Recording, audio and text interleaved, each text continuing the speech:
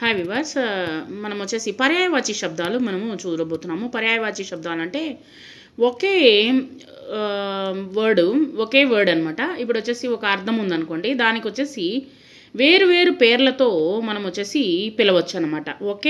దాని యొక్క అర్థం ఒకటే కానీ ఏంటంటే మనము పిలిచేటువంటి పేరు మటుకు వేరుగా ఉంటుంది. దాన్నే ఏమంటారంటే పర్యాయవాచి శబ్దాన్ని అంటారు.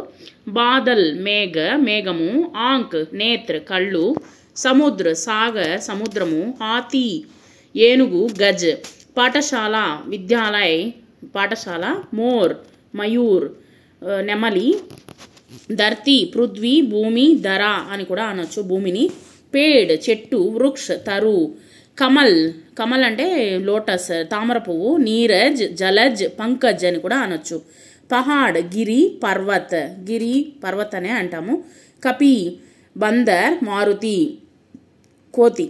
తర్వాత నది సరిత, నదిని సరిత అని అంటాము. సమూహ జుండ్ సమూహాన్ని, జల్ పానీ నీళ్లు, జలము, ఆకాశ్ గగన్ ఆకాశము, నబ్ ఆకాశం అని కూడా అంటారు. సూరజ్ భాను రవి, సూర్యుని వచ్చేసి సూరజ్ భాను రవి అని కూడా అంటాము. బాగ్ బగీచా, ఉద్యాన్ తోట, ఉద్యానవనము.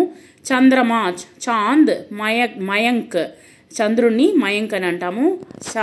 హాత్ హస్త చెయ్యి, హస్తము. దివస్ రోజు ప్రతిరోజు. ఫూల్ పువ్వు, సుమన్ కుసుమ్ పుష్ప. వాయువు హవా సమీర్ పవన్ అని అంటాము. పక్షి విహంగ్ స్కగ్ అని ఉంటాము. ఆగ్ అగ్ని మంట, సో అనల్ అని కూడా అనొచ్చు.